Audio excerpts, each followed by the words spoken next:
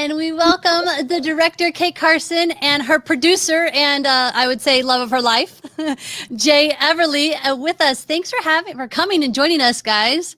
Thanks for having us. We're grateful to be part of it. There's a lot of good films here, and it's good to be selected with them. Yeah, I do. We filmmakers go to a lot of film festivals. We see a lot of shorts, and I do feel like this is such a great collection of films, and they're all under 5 minutes, which is so hard to do. And somehow you guys pulled off this intense little story. And I know you have an over 5 minute version that you're ready to premiere for the world, but for us, you got your under 5 minute version. Where did this story even come from? Why did you want to tell this story? So I think that we really wanted to do a film that better represented us, and we wanted to do something that was adventure and suspense, but had kind of a little bit of heart in it. And I remember I had looked at this story that was floating around about a woman named Irina Sendler, who through her and her network, they rescued over 2,500 children out of Warsaw during World War II. And they did a number of different operations, and this is just one of the stories that was kind of floating out there. So we took a little bit of inspiration from that and kind of looked at what was going on today. It's really kind of a little mouse versus the mighty story, and I think that's really relevant to all the people you see, responding to social justice issues today, humanitarian issues, equality issues. And it's really interesting to see how even one person can make a difference. And so we kind of wanted to come from that perspective and, of course, have a lead heroine to boot. So I need to back up a little bit, though. So this is based on real events? Partly. It was more inspired by Irina Sendler. But she actually trained the dog to bark at Nazis so they wouldn't hear the babies in the toolbox that she was smuggling out of the Warsaw ghetto. Yep. Like, that's real. It's unbelievable. You've got to put it, maybe I missed it. You need to be at the front. You need to say inspired by real events, because that changes. When you said it, my whole body like shivered. Like that changes everything. That's so incredible. I also look at this and think, and you hear the story you're telling me, and I'm like, this needs to be a feature. I need to know more, or a series. I want to see I want to see this go on and know what happens and how these women did that. It's unbelievable. Yeah, there's actually a play, I think The Bell Jar or something like that. It's a national play that was based on her that I did very well, I guess. Wow. That's one of the coolest things I think about film is that we can bring stories to light, whether it's something that nobody knew about or just something from our own hearts. I think all the films even today have shown how different filmmakers can change the world and what they can give to art. And it's mind-blowing. You had 1 million, yes, there's 1 million watchers. Don't look at the number. You had 1 million comments coming up in the box. I wanted to put them all up, but they were going too fast. Great set design, amazing lighting, love the mood, amazing audio design. Like, people are noticing you have all the elements that make a great short. Yeah. How do you do that on your show on low budget? Well, so we were not going to do this short actually when we did, because it is made in September of this year, right? Kind of in the thick of COVID.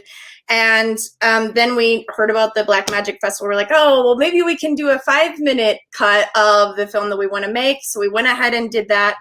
And we were kind of really up against the gun at the end there. I think we submitted on either the last or second to last day. We pushed it for sure. So what you heard in this was actually some temporary music that had not yet been finalized, fully realized. We had some live music afterward that we have in the fuller version and things like that. But we also had a great team, very small team, but everyone was super passionate about it and super dedicated.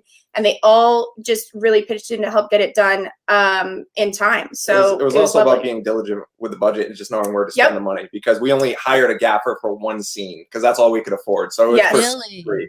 Yeah. So we did. So I was the DP as well, and he was gaffing Producer, for me editor, when I gaffed the other 3 on the other 3 days. And really everybody, like I said, there was only I think 9 total people on our heaviest day. Yeah. So it was a lot.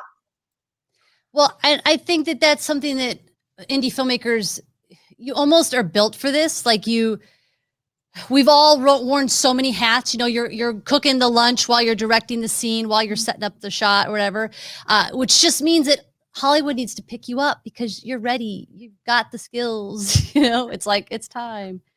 You're like, done. Over. I was going to ask you about the COVID shooting specifically, because I know a lot of people want to get out there and shoot right now. And it's scary because you don't want to put anybody in harm's way. Are there any specific COVID specific tips you could pass off? I think the first one from my end is that we purposefully kept the crew and cast very small because of COVID. So we knew we were going to have to wear a lot of hats because of that. And then on top of that, 4 of the people at the time were all living in the same house already. So the producer, the director, the AD, and then art director, we were all living in the same house. So we're all in the same germ pool. And then like most of the other people that we worked with were close friends anyway. So, you know, we knew that we knew that they were taking good precautions and everything. And then of course, while filming, everybody kept their distance. They kept their masks on, except for when, you know, the 2 actors were acting or 3 actors were acting. Yeah. And, you know, you run through the whole thing. We had some excellent locations, by the way. We had 3 different locations. Yep. They were all super lovely to work with. Yep.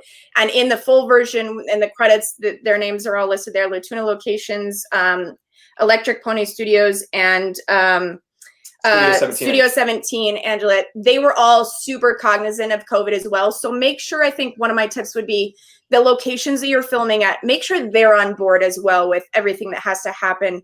And also build into your budget. You're going to need extra money.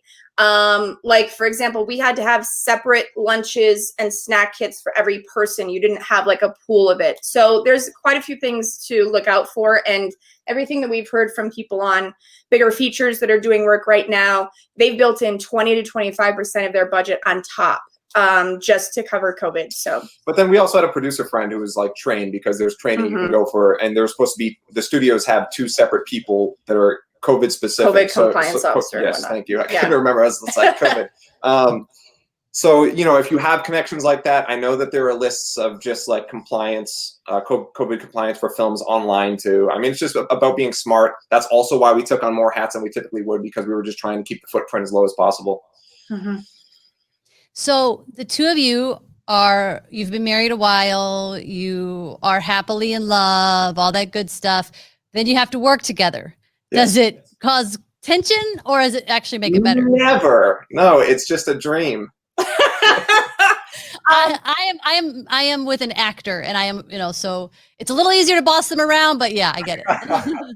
I think where some of it comes to head, because especially on our last works and including this one, he is also the editor.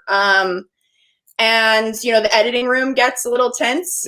But then, you know, and sometimes in development, but I think that because we have a more symbiotic relationship and we're not like 2 producers doing it at the same time, it's a little bit easier in that respect. But we can have the passionate debates. At the end of the day, I think we both realize what's important is we both realize that, you know, we just want what's best for the film. But, you know, we come to the mutual understanding, I think, at the end of the day. Yeah, that is the best lesson I think every filmmaker needs to learn. Everybody on every film set is like, we all just want what's best for the film. Bottom line. For sure. So enjoy it, have fun, and be safe.